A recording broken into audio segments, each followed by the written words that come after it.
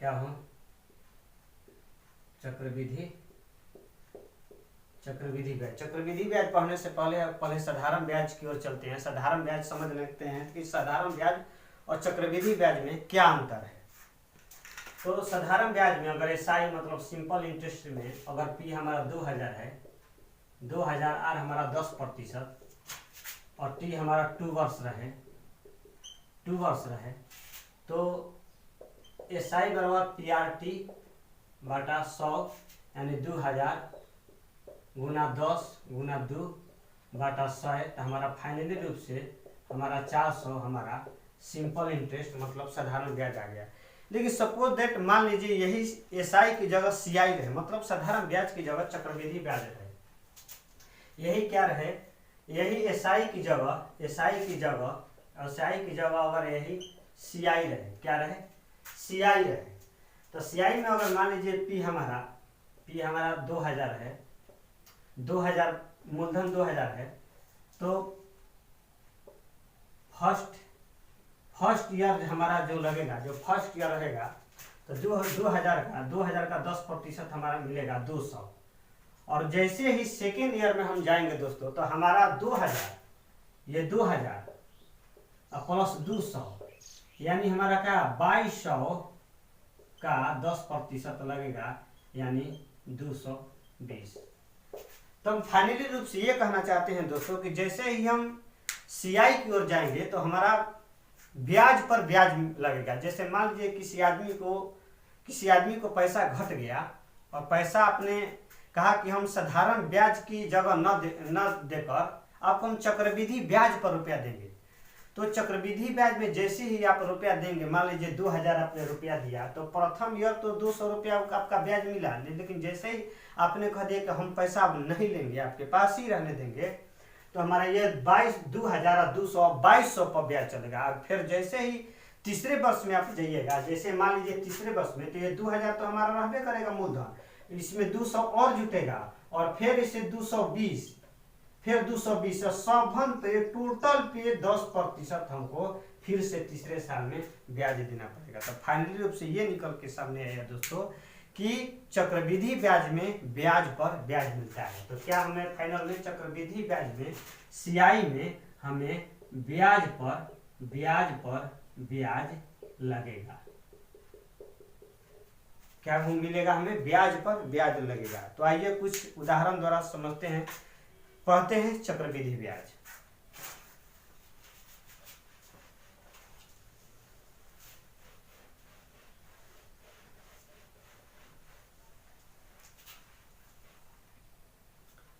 मान लीजिए यही उदाहरण लेते हैं, पी आपका 2000 होगा, आर आपका 10% और टी आपका दे दिया है 2 वर्ष। तो सीधे से 2000 गुना 110 गुना 110 बाटे 100। जो हम कैलकुलेशन करेंगे दोस्तों, जो कैलकुलेशन करेंगे वो हमारा मिश्र धन होगा। क्या होगा, अमाउंट होगा। जो हमें प्राप्त होगा ऐसे मिश्र धन मिलेगा। जो हमारा प्राप्त होगा इससे वो हमारा क्या मिलेगा, मिश्र धन मिलेगा। किताबों में आपने अक्सर देखा होगा एक फार्मूला, ए बराबर पी 1 + r/100 के पावर टी। तो हमारा ए पी क्या है 2000 गुना 1 + 10 आर दिया है 10/100 के पावर 2, तो 2000 गुना 110 गुना 110 बटा 100 गुना 100। जो कैलकुलेशन करेंगे, जो फार्मूले से कैलकुलेशन करेंगे वो हमारा मिश्र धन मिलेगा। जो भी प्राप्त हुआ कैलकुलेशन करके देख लीजिएगा, जो भी मिलेगा हमारा क्या होगा, मिश्र धन होगा। तो क्या हम फार्मूले से हल करेंगे? नहीं, हम लोग एक तरीका लाए हैं आपके लिए जो आपके लिए सुविधाजनक है। उस तरीकों से हल करेंगे। हमें सारी चीजों का, सारे तरीकों का या तो कहीं के सारे मेथड का हमें मालूम होना चाहिए, क्योंकि परीक्षा में आपको कौन सा मेथड याद आ जाए, परीक्षा में आपको कोई बताने वाला नहीं रहेगा। सामने सवाल रहेगा और आप स्वयं कुर्सी पर बैठे रहेंगे, इसलिए सारे तरीकों को जानना बहुत ही जरूरी है। तो आइए कुछ प्रश्नों के साथ चलते हैं। जैसे मान लीजिए यही उदाहरण लेते हैं, जैसे मान लीजिए पी हमारा 2000 रहा और आर हमारा 10% और टी हमारा 2 वर्ष रहे। तो हम ये कहते हैं कि आप दर को आप रेट को फ्रैक्शन में तोड़ दीजिए, भिन्न में तोड़ दीजिए। जैसे मान लीजिए एक भिन्न में क्या होगा, 10% यानी 10/100 यानी 1/10, 1/10 कहिए या 10% कहिए, बात एक ही है। 20% को क्या हम 1/5 लिख सकते हैं? हाँ लिख सकते हैं। 30% को क्या हम 3/10 लिख सकते हैं? हाँ लिख सकते हैं। बात क्योंकि 20% कहिए या 1/5 कहिए, क्योंकि 1/5 को अगर फिर प्रतिशत में बदलिएगा तो 5 से घटाइएगा तो 20 ही आएगा। तो किसी भी प्रतिशत को उसे भिन्न में तोड़ दीजिए और भिन्न में तोड़ने के बाद क्या करिए, आइए हम आपको बताते हैं। 10% लिया है तो 10/100, तो ये क्या करिए 10/100, 10 को क्या करिए मूलधन मान लीजिए और इसको अमाउंट मतलब मिश्रधन मान लीजिए। तो 10 में हमारा क्या 1 बढ़ रहा है, 1/10 है तो 10 से मूलधन है तो हमारा चक्रवृद्धि ब्याज में क्या 1 बढ़ रहा है। 10 से क्या हो रहा है 11, तो 10 से हमारा 11 होगा, फिर 10 से क्या होगा 11 होगा, और ये 10 में 10 से गुना कीजिए 100, ये 121। तो ये हमारा अमाउंट मतलब ये हो गया हमारा मिश्रधन, ये हमारा हो गया मिश्रधन और ये हमारा 100 हो गया का मूलधन। ये हमारा मूलधन हुआ, ये हमारा मिश्रधन हुआ। अब हल कैसे करें? अब आइए हल बताते हैं कि हल कैसे करें। तो मूलधन की तुलना मूलधन से 2000 का तुलना मूलधन से बटे 100। अगर हमको निकालना है मिश्रधन अमाउंट, 121 से गुना करेंगे सीधे। 121 से गुना करेंगे तो है 0000 काट देंगे, 2 के 2 2 दूनी के 4, 2 के 2 1 0। ये हमारा क्या मिला, ये हमारा मिश्रधन मिला, अमाउंट मिला। ये क्या मिला हमें, डायरेक्ट मिश्रधन मिला। अगर यहाँ पर मिश्रधन ना पूछकर दोस्तों, यहाँ पर मिश्रधन ना पूछकर एग्जामिनर आपसे CI मतलब कंपाउंड इंटरेस्ट यानी चक्रवृद्धि ब्याज पूछ दे, तो चक्रवृद्धि ब्याज अगर आपसे पूछ दे तो 2420 में से 2000 घटा दीजिए, आपको 420 रुपया आपका इंटरेस्ट मतलब आ जाएगा। ये रहा हमारा फाइनली आंसर। अगर और भी एक उदाहरण लेकर हम आपको अच्छे तरह से समझा देते हैं। आइए और उदाहरण लेते हैं।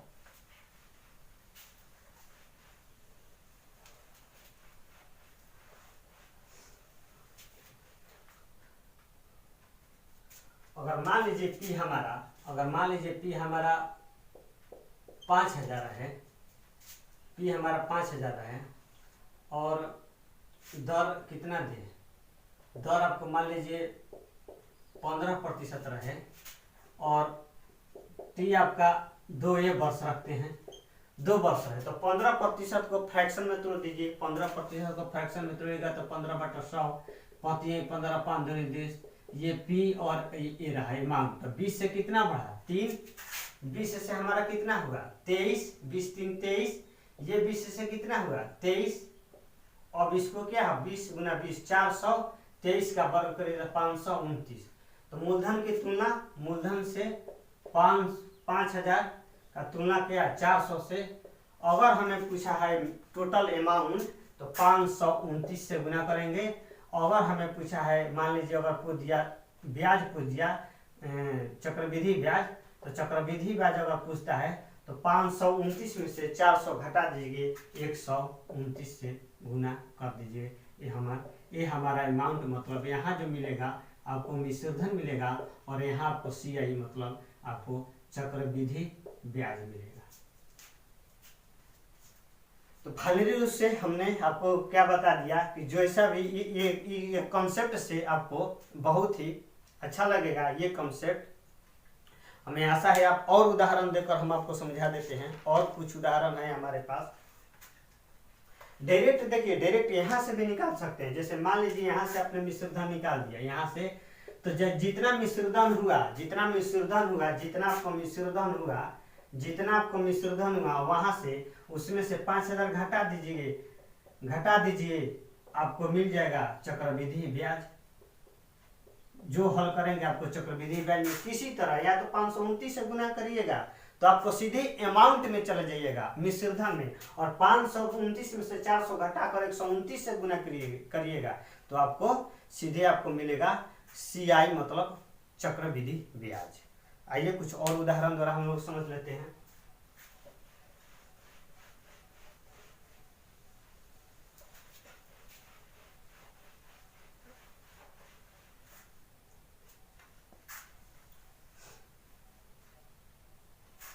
मान लीजिए P हमारा 5000 रहा और R हमारा 10% और समय हमारा 2 वर्ष रहा। तो 10% को फ्रैक्शन में तोड़ने के बाद क्या मिलेगा, 10/100 यानी क्या 1/10, यानी 10 से क्या बढ़ा है 11, 10 से हमारा क्या होगा 11, ये 10 से क्या होगा 11, 100 ये हमारा क्या हुआ मूलधन, मतलब क्या मूलधन मतलब P रहा, और ये 121 मतलब ये हमारा A मिला, ये माने अमाउंट माने मिश्रधन। तो हमने क्या बताया था, मूलधन की तुलना मूलधन से 5000 का तुलना मूलधन से यानी 100 से, और सीधे अगर अमाउंट निकालना हो तो गुना 121, अगर चक्रवृद्धि ब्याज निकालना हो तो 5000/100 और गुना 121 से 100 घटा दीजिएगा गुना 21, जो हमारा इससे जो मिलेगा आपका मिश्रधन मिलेगा, और यहाँ आपको CI माना कम चक्रवृद्धि ब्याज आपको मिलेगा, जो आप हल करिएगा। हल करके देख लीजिए, यहाँ से डबल जीरो काटिए, 5 5 दूनी 10, 5 1 6, 6050। यहाँ से भी सीधे आप निकाल सकते हैं, 121 से गुना करेंगे वो भी निकल जाएगा। अगर यहाँ से भी 6050 में से 5000 अगर आप घटाइएगा तो सीधे आपको 1050 आपको सीधे चक्रवृद्धि ब्याज आपको मिल जाएगा। कितना भी क्वेश्चन भारी हो, कितना भी क्वेश्चन लटपटा हो, आप इस फ्रैक्शन के जरिए भिन्न को तोड़ने के बाद आपको पाएंगे कि बहुत आपको इजी लगेगा। आइए कुछ और उदाहरण देख लेते हैं।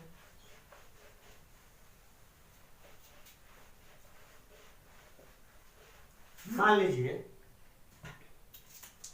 लीजिए P हमारा 8000 रहा, 8000, और रेट हमारा इस समय मान लीजिए हम लेते हैं 30% और टाइम दे देते हैं 3 वर्ष। आइए कुछ लंबा सीखने का प्रयास करते हैं, जब हम समझ लिए तो 30% को हम फ्रैक्शन भी में तोड़ेंगे। 30% को क्या मिलेगा हमारा 3/10, यानी 10 से क्या हमारा 3 बढ़ रहा है, 10 से क्या हो रहा है 13, तो 10 से हमारा कितना मिला 13, 10 से 13, लेकिन इस बार 2 वर्ष नहीं है, ध्यान में रखिए, इस बार 3 बार से, तो 3 बार करेंगे 10 से 13, तो यहाँ 1000 और 13 का क्यूब करेंगे, तो 13 का क्यूब करेंगे तो कितना होगा, 13 का क्यूब करेंगे तो 39 और 13 माने 169 में 13 के वर्ग करेंगे तो 27, 36 18 2 20, 3 2 5 9 6 1, तो 7 9 6 5 11 1 1 2 21 97, क्या हुआ 21 97। अब यहाँ से आप सब चीज निकाल लीजिएगा। अगर मान लीजिए पूछ रहा है 8000 अगर पूछ रहा है मूलधन की तुलना क्या हम बताए, तो मूलधन को तो ये हमारा P हुआ मूलधन, ये हमारा A हुआ मतलब मिश्रधन ये हमारा हो गया मूलधन। तो 8000 का तुलना 1000 से, और सीधे अगर आपको मिश्रधन निकालना है तो 2197। अगर आपको चक्रवृद्धि ब्याज निकालना है तो 2197 से 1000 घटिएगा तो 1100 गुना 1197 आपको मिल जाएगा। कैलकुलेशन करके कमेंट बॉक्स में आप जवाब दीजिएगा। तो ये रहा CI हमारा मेथड। आपको कैसा लगा कमेंट करके जरूर बताइएगा, और आगे वीडियो हम क्वेश्चन लाएंगे। तब तक लिए चलते हैं, नमस्कार।